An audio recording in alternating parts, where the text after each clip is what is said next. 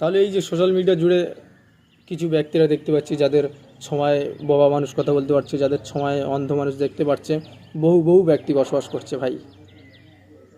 সত্যিই যদি এমনটা যদি হয়ে থাকে তো আগে এদের পাশে এসে দাঁড়ানো উচিত। হ্যাঁ, এইসব অসহায় মানুষদের পাশে দাঁড়ানো উচিত। এমন বহু বহু ব্যক্তি আছে যারা দেখতে পায় না, যারা বলতে পারে না, যাদের হাত নেই, যাদের পা নেই। ভাই সত্যিই যদি তোমাদের যদি ঈশ্বর হয়ে থাকতো, সত্যিই যদি তোমাদের ঈশ্বর যদি থেকে থাকে, তবে অবশ্যই এদেরকে ফিরিয়ে দিত। ভাবো না, যারা আজ ঈশ্বর ঈশ্বর করে লাফালাফি করছে যে ঈশ্বর সব কিছু করতে পারে। হ্যাঁ, আজ বিপদে আপদে সবসময় ঈশ্বর থাকে, সব কিছুতে ঈশ্বর থাকে, রনে বনে জঙ্গলে যেখানে যাবে সেখানে ঈশ্বর থাকে। কেন এরা কি ঈশ্বরকে ডাকে না?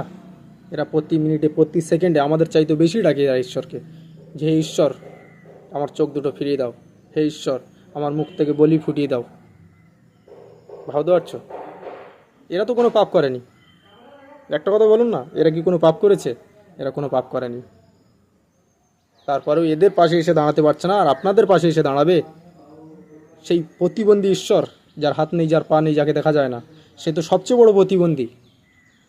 হ্যাঁ ভাই, আপনাদের ওই ঈশ্বর সবচেয়ে বড় প্রতিবন্ধী, যার হাত নেই, যার পা নেই। সত্যিই তারা যদি প্রতিবন্ধী যদি না হয়ে থাকতো, তবে এইসব মানুষদের পাশে এসে দাঁড়াতো। তাহলে কে প্রতিবন্ধী আগে সেটা বোঝো।